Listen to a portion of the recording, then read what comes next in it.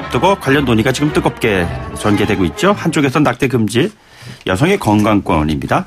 자기 결정권 이런 것을 침해한다고 주장을 하고 있고요. 한쪽에서는 낙태법 유지는 생명 존중이다. 이런 얘기를 또 하고 있습니다. 여러분들의 생각은 어떠신지요? 낙태죄에 대한 뜨거운 논쟁을 한번 스튜디오로 옮겨서요. 한번 얘기를 나눠보도록 하겠습니다. 인도주의 실천의사협의회 이사 그러면서 산부인과 전문의신 고경심 이사님 나오셨습니다. 안녕하십니까? 그리고 임천영 변호사님 나오셨습니다. 안녕하세요. 안녕하세요. 안녕하세요. 예, 첫 질문으로요. 그냥 단도직입적으로 한번 좀 들어가 볼까요? 2019년에 대한민국에 낙태죄가 필요한가요? 라는 질문에 대한 답변을 한번 좀 듣고 싶습니다. 먼저 고경심 이사님 말씀해 주실까요? 네, 형법에서 규정한 낙태죄 조항이 그 여성에 대한 인권 침해이고 엄연한 위헌 조항이므로 네네. 필요하지 않다고 생각합니다. 필요하지 않다. 예, 임 변호사님 어떻게 보시는지요? 네, 인간의 생명은 고귀합니다. 태아는 모체 일부가 아니라 모체와 다른 별개의 인체, 독립된 뇌세포 신경 조직을 형성하고 있습니다. 태아는 독립된 인간으로 자라고 있는 생명체이기 때문에 생명권의 주체로 보호받아야 하고 국가는 태아의 생명을 보호할 의무가 있습니다. 따라서 태아의 생명 보호를 위해 낙태죄 처벌은 필요하다고 봅니다. 예. 청취자 여러분들께서는 어떻게 생각하고 계시는지요? 짧은 문자, 유료 문자, 샵 0945, 샵 0945로 의견을 주시거나요. 지금 켜져 있는 유튜브에 보이는 라디오 또는 YTN 뉴스 FM 애플리케이션을 통해서 의견을 주시면 저희들이 방송 도중에 반영하도록 하겠습니다. 두 분의 입장은 이제 서로 이제 다르신데 말이죠. 쟁점되는 사안들을 하나하나 좀 짚어가면서 두 분들의 의견을 한번 듣도록 하겠습니다. 일단 임 변호사님께서 낙태를 했을 경우에 법적 처벌이 어떻게 되는지 먼저 좀 설명을 부탁드리겠습니다. 네, 우리 형법 제269조에서는 자기 낙태죄라고 해서 임신한 부녀가 낙태한 때에는 1년 이하의 징역 또는 200만 원 이하의 벌금형으로 처벌하고 있고요. 또 형법 제270조에서는 업무상 낙태죄라고 해서 의사, 한의사 등이 부녀의 촉탁을 받아 낙태하게 한 때에는 2년 이하의 징역형으로 처벌하고 있습니다. 네네. 다만 모자보건법 제14조에서는 의학적, 우생학적, 윤리적 사유가 있는 경우에는 의사는 본인과 배우자의 동의를 얻어 낙태를 할 수 있도록 일부 허용하고 있습니다. 예. 법적인 조항에 대한 설명이셨는데요. 그런데 국가인권위원회에서 발표한 내용을 보면은 연간 17만 건의 낙태 수술이 이루어지고 있는데 그렇기 때문에 낙태죄로 인해서 낙태율이 줄어들고 있다고 보기는 어렵다. 뭐 이런 얘기입니다. 예를 들자면 우리나라에도 뭐 형법에 사용제도가 분명히 있음에도 불구하고 지난 1997년 이후에는 실질적으로 사용이 집행된 적이 없었잖아요. 그래서 사문화된 법이 아니냐 뭐 이런 얘기들도 하고 있는 것 같습니다. 그렇게 이해를 해도 크게 틀리지 않겠습니까?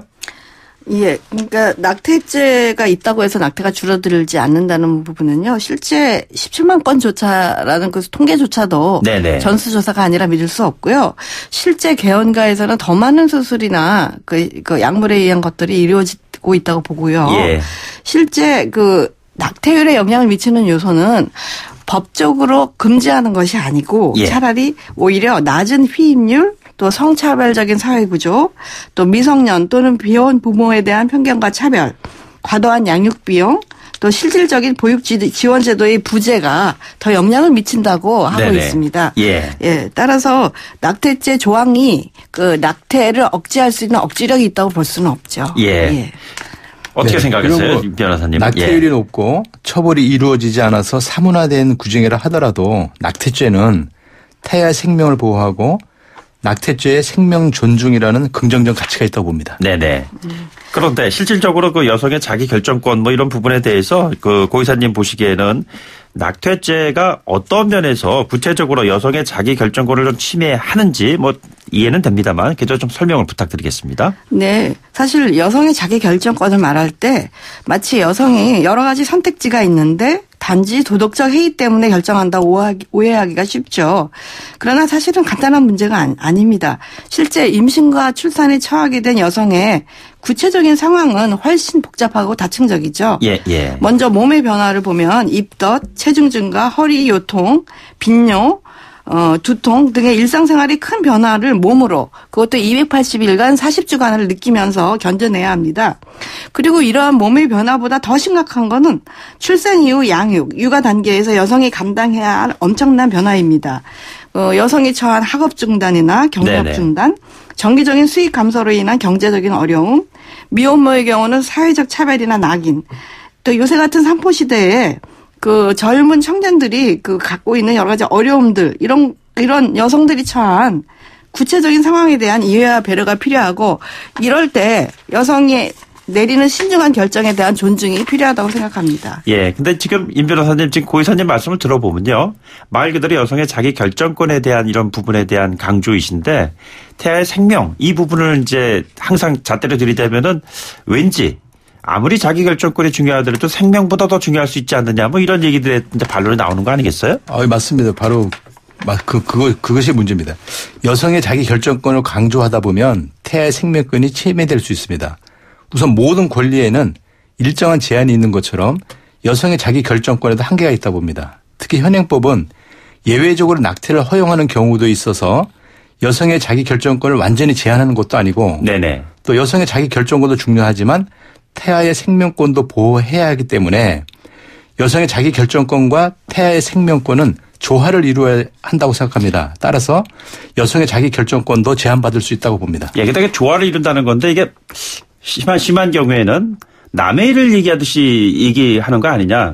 자, 주체적으로 그것을 감당해야 될 사람의 몫일 경우에는 또 다른 차원이다라는 그런 주장도 정말 만만치 않은 것 같습니다. 네, 그 태아의 생명권 얘기를 할 때 마치 이것이 여성의 자기 결정권과 충돌하는 대립구도로 이제 보고 있는 게 문제라고 생각합니다. 네네. 태아가 생명을 얻어서 태어나도 그냥 저절로 자라는 것이 아니죠. 인간답게 보호받고 안전하게 건강하게 자라날 환경과 여건이 마련되지 않은 상태에서 추상적인 태아의 생명권을 주장하는 것은 얼마나 공허한 일입니까? 어떠한 생명도 진공 상태에서 아무 영향 없이 존재하지도 유지할 수도 없습니다. 건강, 영양, 좋은 관계, 양육과 사랑이 전제가 될 때 그 생명을 진정 보호한다고 할 수 있겠죠. 예, 고 이사님 말씀 좀 들어보면요. 임 변호사님의 생명의 중요성에 대해서는 뭐 조금도 이의가 없어요. 중요하다는 부분에 대해서는. 근데 그 중요성을 놓고 중요성에 대한 결정을 해야 될 당사자의 입장을 지금 고 이사님 지금 말씀하시는 거잖아요. 네. 이런 부분에 대한 의견은 좀 어떠신지요? 네, 우리 이미 헌법재판소는 자기 낙태죄는 침해 최소성 원칙과 법의 균형에 위배되지 않다라고 봤습니다.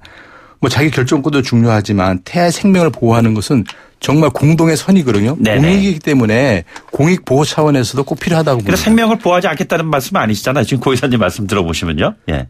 예, 그렇습니다. 그렇지만 이게 태아를 없애는 것은, 낙태를 허용하는 것은 어떤 아까 말씀드린 것처럼 어떤 성장 과정에 쭉 단계적으로 그 원천을 봉쇄하는 거기 때문에 네네. 상당히 저는 그 공익을 위해서도 굉장히 중요하다고 봅니다. 이런 그 반론이 나올 때 고 이사님들 어떠한 방식의 정답을 가지고 계시나요? 네, 이럴 때 이제 공익이라는 단어가 들어가는데요. 네네. 그러면 그 공익을 위해서 태아는 뭐 나와야 된다고 하지만, 그러면 그 나온 태아에 대해서 얼마나 공익적인 지지 구조가 마련되어 있는지에 대한 그 반성, 고찰 이런 것들이 필요하다고 생각합니다. 예, 근데 저희들이 물론 3부에서 관련 주제를 좀 소화할 계획입니다만, 그러한 그 낙태의 문제와 연관된 이슈 관련해서 정말 태아의 생명이 젊은 미혼모들에 의해서 그 생명이 좀 앗아가는 그런 사건 사고들이 적지 않게 나오고 있거든요. 이런 거에 대한 참 우려도 우리 사회에서 굉장히 적지 않게 나오는 것 같습니다. 임 변호사님 그런 사례들 많이 보시잖아요. 네, 그렇지만 이제 그런 것들은 태아 생명도 보호를 당연히 해야 되지만 네네. 그 여건이 문제죠. 낙태를 선택할 수밖에 없는 그 여건. 예. 이제 뒤에서 말씀드리겠지만은 국가적인 어떤 정책적인 목표가 돼야 된다고 생각합니다. 예, 이게 개인의 문제가 아니라 그래서 사회적인 합의 내지는 거기에 대한 제도 이런 것들이 필요한 것이 아닌가라는 생각이 들고요. 저희가 잠시 좀 숨고르기를 했다가요. 2부에서 이 주제를 이어가도록 하겠습니다. 잠시 뒤에 돌아오죠.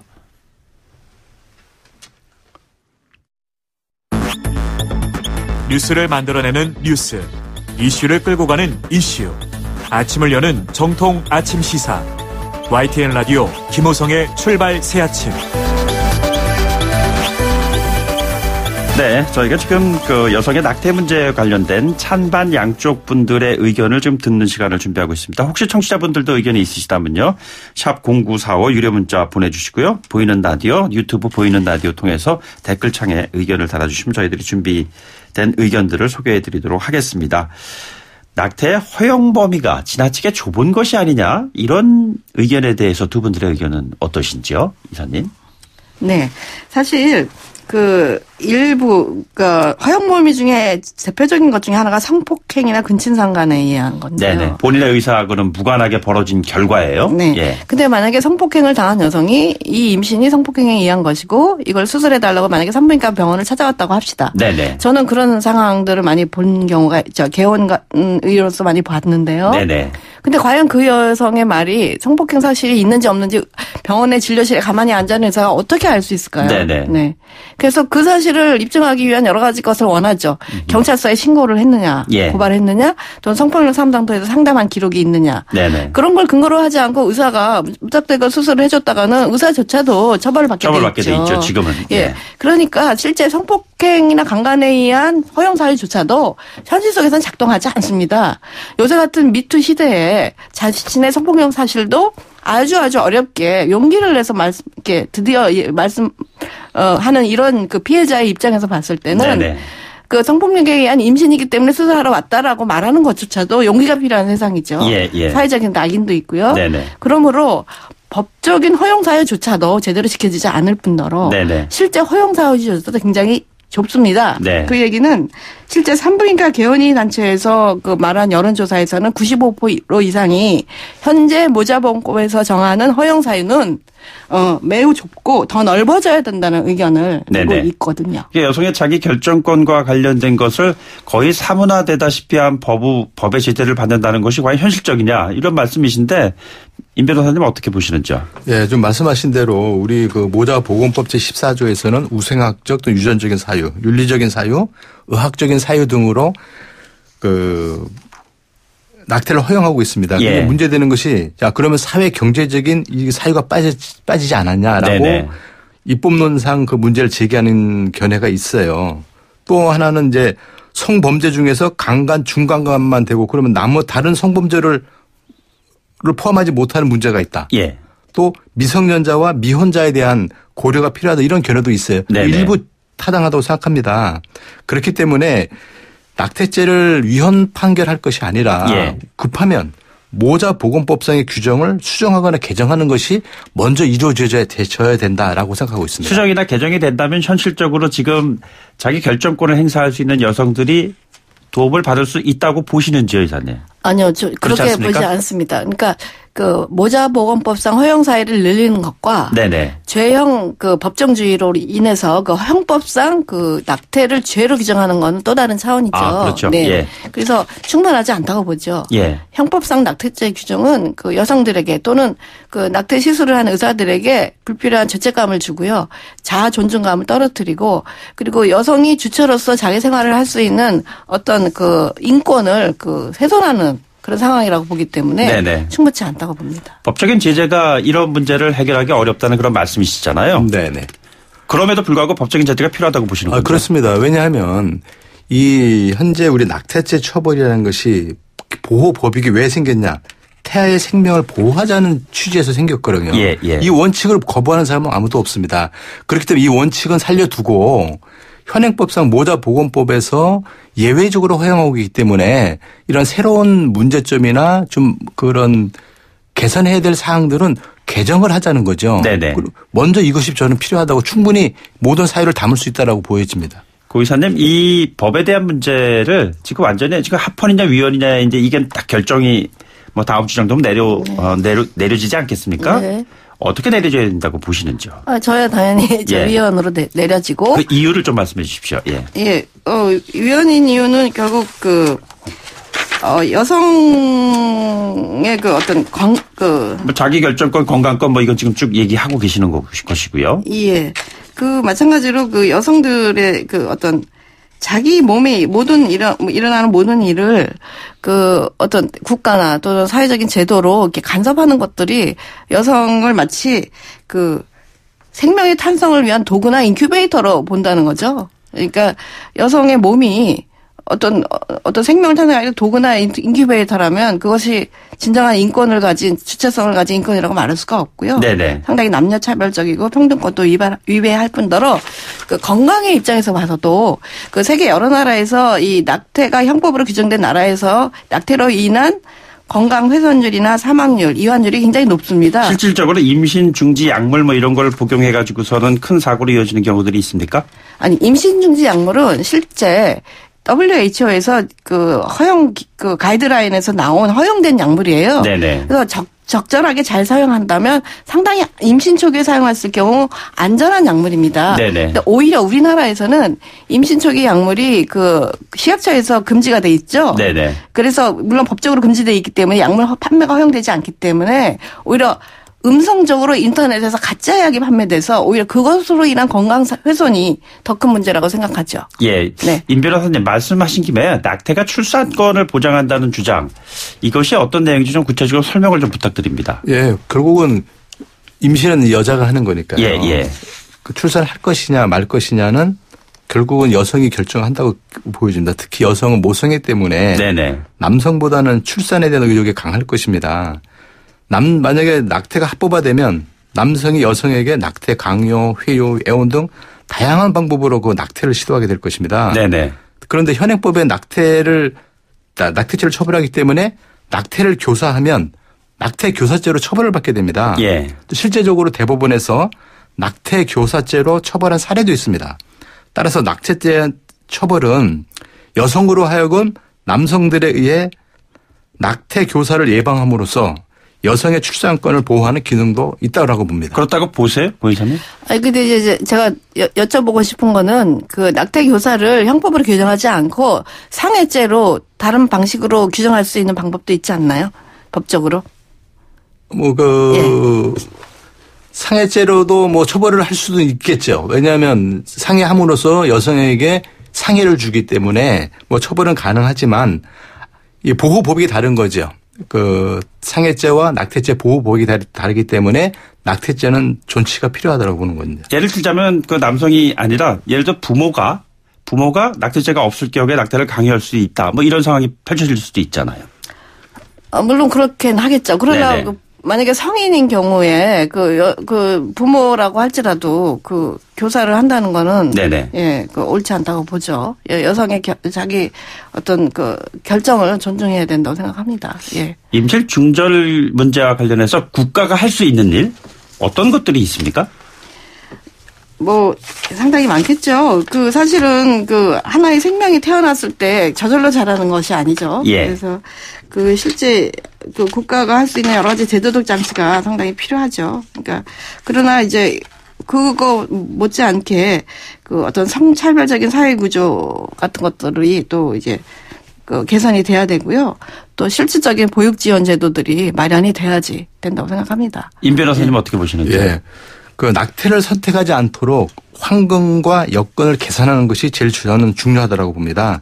이를 위해서 성교육 확대, 또 피임 기구의 보급, 미혼모에 대한 사회 경제적 지원, 또 자녀 양육비 및 교육비 보조 등 국가가 정책적으로 도와야 한다고 생각합니다. 그리고 또 입양 제도도 활성화되어질 필요가 있고요. 영국 정부에서는 미혼모에게 출산하면 그 출산 당시 500파운드를 지불하고 또 주택 지원도 해주고 네네. 또 20세 미만 이하의 학생인 경우에는 아이를 돌볼 육아 비용까지 지원하고 있다라고 합니다. 예. 이런 제도를 우리도 도입해야 된다고 필요합니다. 일단 성교육을 확대한다고 그러는데 구체적으로 우리 사회에서 성교육이 제대로 좀 이루어지고 있다는 데 동의하십니까? 성교육 할 때 보통 그러니까 생물학적인 성교육만 얘기하는 것이 아니라요. 그 상대방 파트너를 존중할 수 있고 배려할 수 있고 상대방의 인권에 대한 그 어떤 어떤 합의에 의한 어떤 성관계라든가 이런 것들이 굉장히 더 중요하죠. 그러니까 성적 주도권을 누가 가질 것인가에 있어서 굉장히 차별적이라면 아무리 생물학적인 성교육이 이루어지더라도 그건 문제가 되는 게 아니거든요. 네네. 올바른 그 성에 관한 태도, 어떤 상대에 대한 배려 이런 것들을 포함한 보다 더 인권 교육을 포함한 성교육이 더 필요하다고 생각합니다. 예. 그래서 서구 사회 같은 경우에는 상당히 그 어린 나이에서부터 성교육의 보편화 뭐 이런 것에 불편하지 않은 거에 대한 그 교재의 사용 뭐 이런 것들을 많이 하고 있다는데 우리 사회에서는 그것이 많이 부족한 사회에서 낙태 죄의 합헌위원이라는 너무 큰 담론에만 좀 기울어져 있는 것이 아닌가라는 지적이 많이 있는 것 같습니다. 임 변호사님 어떻게 보시는지요? 예, 그렇습니다. 사실 성교육이라는 것에 대해서 사실 우리는 공론화시키지 못하고 조용히 하는 이런 경향이 있는데 이것이 이런 많은 폐단이 있다면 이제 드러내놓고 네네. 그 교육과 교육이 필요하다고 봅니다. 예. 근데 여기서 꼭 말씀드리고 싶은 거는 이러한 것들이 낙태가 죄로 규정되어 있는 상황에서는 공개적으로 올바르고 풍부한 정보가 제공될 수가 없다는 거죠. 네네. 낙태의 위험이 무엇인지, 그럼 안전하게 낙태할 수 있는 방법이 무엇인지, 어떤 병원을 찾아갔을 때 더 안전하게 할 수 있는지, 또 그 안전한 약물은 어떻게 사용할 수 있는지, 이러한 정보조차도 네네. 충분히 공개되는 그런 것들을 포함한 성교육이 되어야 된다고 생각하죠. 알겠습니다. 다음 주에 뭐 예정이긴 합니다만 언제 판결이 내려집니다. 이 판단을 근거로 해서 두 분들 의견 진전된 내용이 어떤 것이 있을까 한번 저희들이 다뤄보는 시간 준비하도록 하겠습니다. 지금까지 인도주의 실천의사협회 고경심 이사 그리고 임천영 변호사와 함께했습니다. 두 분 오늘 말씀 고맙습니다. 네, 감사합니다. 네, 감사합니다. 네, 저희는요 8시 뉴스 네, 광고 듣고 오겠습니다.